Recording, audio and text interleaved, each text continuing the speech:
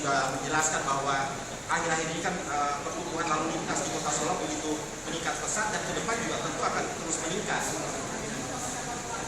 そういう意味で、これからこの職場の仕事の重大性がますます増して増えていくと思うので、その仕事を確実にこなしていくことを期待したいと思います。Sehingga peranan ke depan dari kontrol sistem yang ada di Solo ini ke depan makin penting gitu Pak, karena ini kondisi lalu lintas ini kan semakin padat dan semakin bertambah.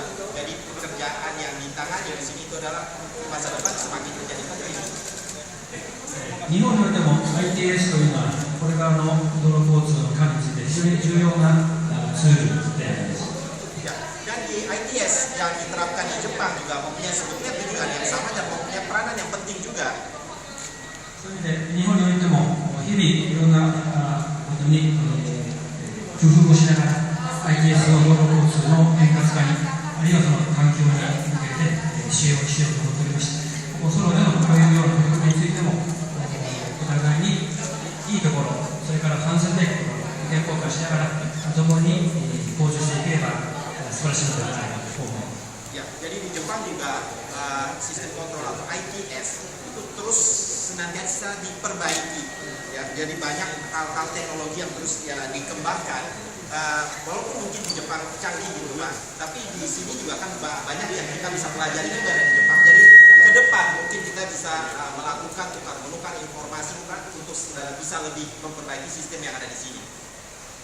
日本ではいろんな情報を内部システムなどを通じてそれを蓄積をして、そういうような情報を道路の管理のほかに道路の整備などの分野にも応用して対応しているということになりますので、それについてのインドネシア憲法協力についてもそのことを勉強したいと思います。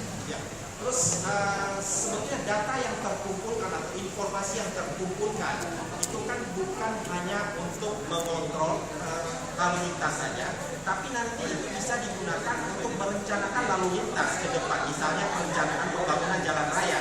Nah, dalam hal ini juga mungkin kita bisa berbagi pengalaman.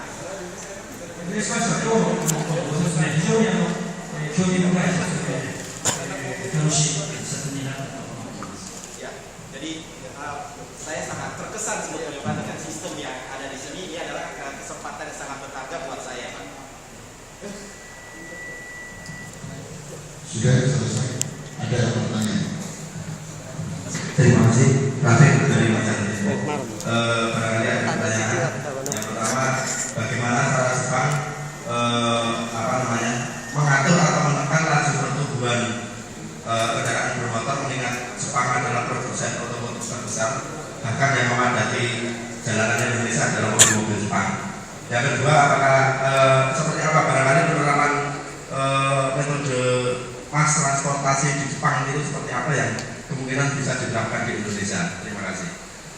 2つ質問がありましてですね、1つは、日本は自動車生産大国、自動車工業大国として、インドネシアに進出してきております。ほとんど道路を見ますと日本製の車ばっかりだと思うんですけど、日本国内ではそういった交通量を抑えるためのいろいろな工夫とかされているんでしょうか。インドネシアはどんどん車の量が増えてるんですが、日本はどうなんでしょうかということと、それから日本のですね、大量輸送交通公共システム、MTS、MTR とかそういったものは、日本で使っているもので何かここで使えそうなものあると思いますか。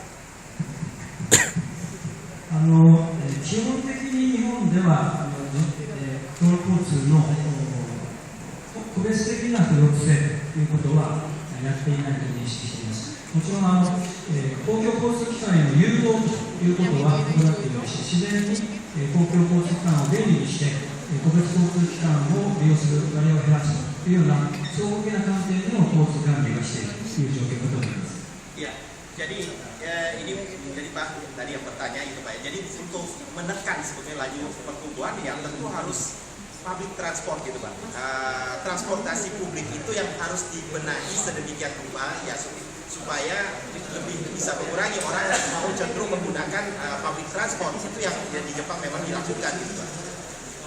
ソロの現実の輸送需要がどのぐらいあるのかちょっと存じ上げないので、ソロについてどういう交通システムがいいのかについてちょっと今答えられませんが、例えばインドネシアにおいて、MRT システムがどんどん進んできているというようなことが日本における一つの成果、日本の一つの状況などを踏まえて、インドネシアにおいてもそういうことが取り入れられるのではないかなと思います。その状況も具体的な数字を考えながら考えていくのがいいのではないかと思います。Ya, terus sistem transportasi massa seperti apa yang mungkin dari Jepang yang cocok bisa diterapkan di Indonesia ini, itu tergantung dari karakter kotanya juga.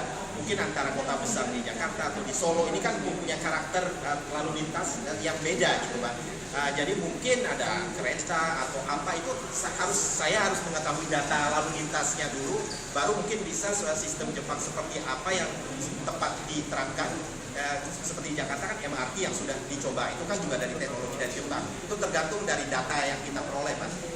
説明がありましたけど、DRT の交通管理と連動したような運用というのは少し検討してみる必要があるのではないかなとちょっと考えています。Ya, cuma tadi mungkin Pak Herman juga sudah di ruang sana, di ruang kontrol kan menjelaskan ada sistem untuk mengatur BRT-nya gitu kan, bis gitu Pak.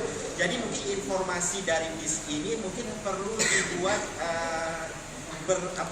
dengan sistem lalu lintas yang lain harus saling mengisi gitu. Itu yang mungkin harus dikembangkan di Solo ini. Mungkin saya tambahkan dari rekan Pak Tempo ya. Jadi memang pertumbuhan kendaraan di Indonesia meningkat baik di Jakarta, Solo, kota-kota besar. Bagaimana kebijakan pemerintah?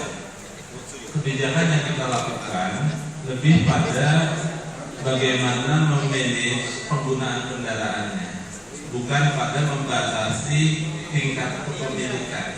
Karena apa? Itu menyangkut hak asasi masyarakat.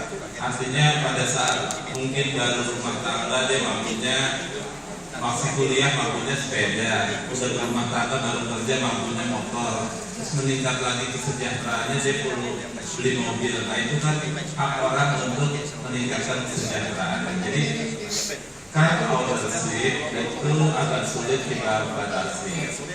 Tetapi yang bisa kita lakukan adalah car usage, penggunaan kendaraan. Jadi ada dua kebijakan yang kita sebut push-pull policy. Yang pertama adalah bagaimana meningkatkan layanan angkutan umum itu sebagai pull policy untuk mendorong masyarakat memilih angkutan umum. Tapi kalau hanya itu saja tidak cukup. Dia juga harus ada push policy, artinya menjadi tekangan atau restraint bagi pengguna kendaraan pribadi, seperti misalnya dengan tarif parkir yang mahal, atau di Jakarta ada 3-in-1 yang akan kita rubah dengan electronic road pricing ERP. Kebijakan itu paralel, tapi tidak bisa kita batasi masalah penggunaan kendaraan bagi masyarakat sebelum layanan angkutan umumnya ditingkatkan. Jadi masyarakat itu ada pilihan. Bagi mereka yang memang memilih angkutan umum disediakan yang baik, demikian pula. Saya pikir itu tambahannya.